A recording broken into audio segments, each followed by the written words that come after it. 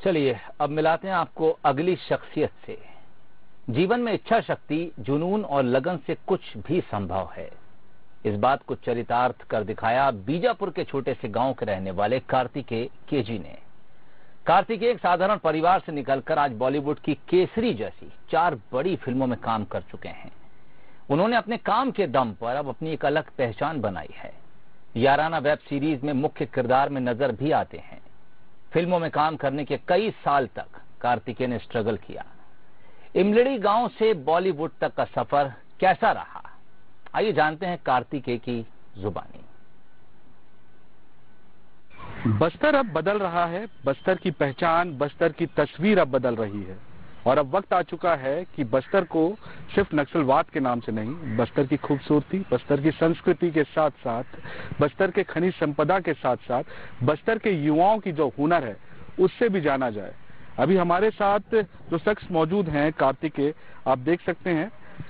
कार्तिकेय की पहचान ये है कि ये बीजापुर जिले के इलमिड़ी, जो कि नक्सल प्रभावित क्षेत्र है, नक्सल प्रभावित गांव है, वहां से वो पहुंच चुके हैं मुंबई तक, मुंबई माया नगरी तक। और उनकी पहचान ये है कि उन्होंने अपने कैरियर की शुरुआत डेब्यू किया है केसरी पिक्चर से। पिक्चरों की तो बात बिल्कुल करेंगे, साथ ही साथ ये भी जानेंगे कि मुंबई में किस तरीके से आपने अप्रोच किया और किस तरीके से आप जो है माया नगरी तक पहुंचे। लेकिन शुरुआत हम करेंगे बीजापुर से, जहां दिन की शुरुआत बारूद के गूंज से होती है, बंदूकों के आवाज से जो है दिन खत्म होता है। ऐसे जगह से आप मुंबई तक पहुंचने का सफर किसे श्रेय देते हैं और किस तरीके से वहां तक पहुंचा है आप? एक्चुअल में कहीं ना कहीं फैमिली का सपोर्ट रहा, माँ का, पापा का, भैया का, 2 दीदियों का, और कहीं ना कहीं उनके सपोर्ट से, आशीर्वाद से सब संभव हो पाया। और मैं 4th 5th क्लास से घर से बाहर हूँ। स्कूलिंग मेरी नवोदय से हुई। उसके बाद मैं 12वीं के बाद मैं बिलासपुर गया पीएससी की पढ़ाई के लिए। 4 साल रहा हूँ बिलासपुर में। वहाँ पे मैंने लिंक बनाया तो मुझे छत्तीसगढ़ी फिल्मों के तरफ से मुझे एक लिंक मिला, तो उसके तहत मैंने 3 छत्तीसगढ़ी वीडियो सॉन्ग्स भी किए हैं, एल्बम किए हैं मैंने। उसके बाद फिर ज़्यादा कुछ अच्छा कर नहीं पाया बिलासपुर में। फिर वहाँ से मैं वापस बीजापुर आ गया और यहाँ पे मैंने कुछ महीने मुंशीगिरी का काम किया हूँ और कुछ महीने मैंने ऑनलाइन शॉप में काम किया है, जेरोक्स का काम किया है, और कुछ महीने मैंने हार्डवेयर दुकान में भी काम किया है। फिर नौकरी करते करते मुझे इन्फॉर्मेशन मिला इंटरव्यू का, ऑडिशन का, जो जगदलपुर में हो रहा था। कुछ मुंबई की टीम आई हुई थी, तो मैंने ऑडिशन दिया। मैं उसके बाद सेमीफाइनल, ग्रैंड फिनाले रायपुर में हुआ। फिर उसके बाद मुझे एक फिल्म का ऑफर हुआ, फिर मैं मुंबई गया। फिर मुंबई में 4 साल से हूँ, तो वहाँ पे मैंने काफ़ी दिक्कतों का सामना भी किया, जैसे कि हर शख्स करता है अपने लाइफ में। हर एक्टर किया, बड़े बड़े एक्टर लोगों ने संघर्ष किया, मैंने भी किया कहीं ना कहीं। केसरी में क्या कुछ रोल था और वहाँ पर कैसे पहुँच पाया, केसरी के सेट में कैसे पहुँच पाया? जी, एक्चुअल में क्या है, केसरी अपने आप में बहुत ही बड़ी बजट की बहुत ही बड़ी फिल्म थी, तो काफ़ी उसको अच्छा बजट कमाया फिल्म ने। तो एक्चुअल में क्या है, एक वहाँ पे एक कास्टिंग वाले सर से मेरी बात हुई, तो उनके तहत मुझे एक छोटा सा काम मिला। हालांकि उतने बड़े लेवल पे काम नहीं था मेरा, बस 2 झलक हैं बस फिल्म में, जिसमें मैं आतंकवादी बना था।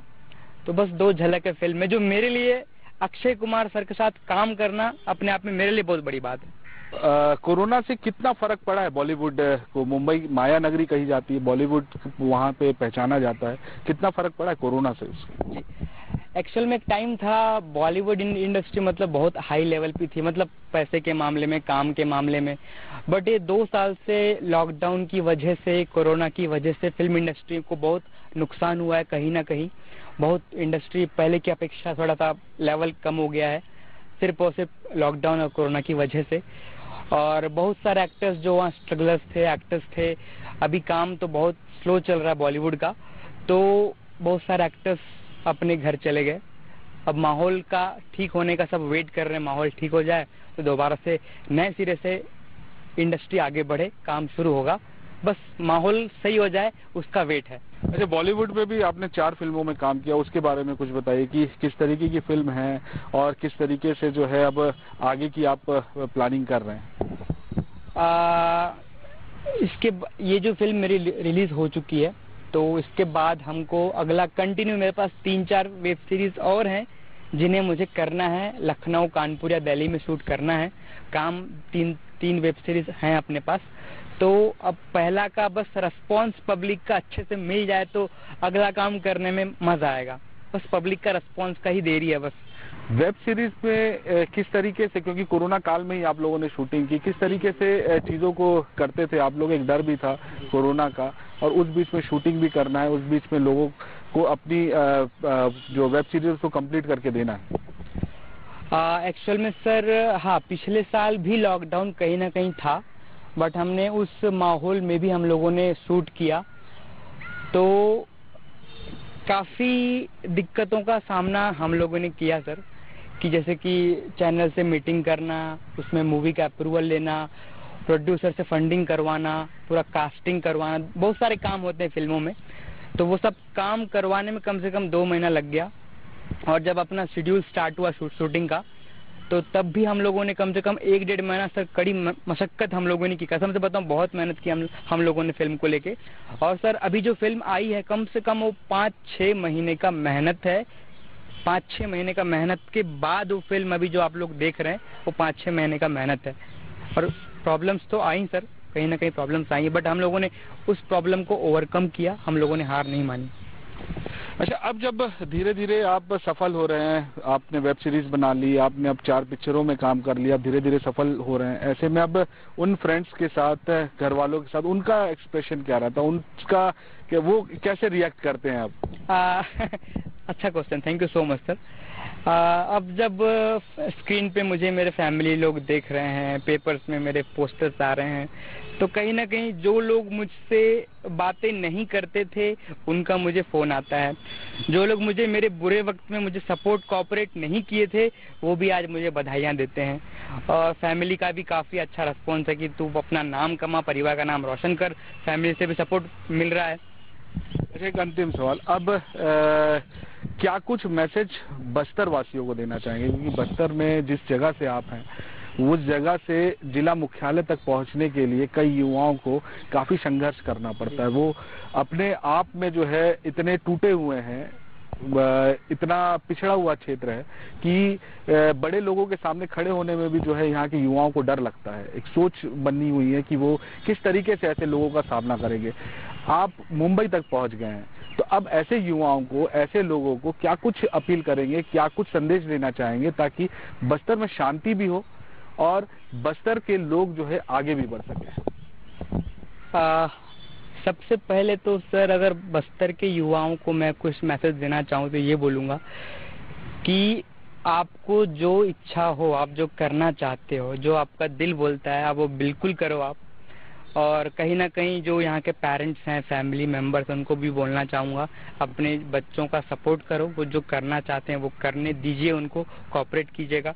और यहाँ के युवाओं में वो टैलेंट है, वो बात है, अगर उनको एक बार मौका मिल जाए तो वे बड़े बड़े झंडे गाड़ सकते हैं और बस्तर का नाम रोशन भी करेंगे। बस उनको एक मौका मिलने की देरी है। बस युवाओं को यही बोलूँगा, बस आप हार ना माने, बस करते रहें। क्योंकि मैंने भी कभी जिंदगी में हार नहीं मानी, तो आप भी ना मानिए और आगे बढ़ते रहिए। करोगे तो होगा, नहीं करोगे तो नहीं होगा। तो देखिए कि कितनी अच्छी बात है, हार कभी नहीं मानना चाहिए और हमेशा हर एक परिस्थितियों से लड़ना आना चाहिए।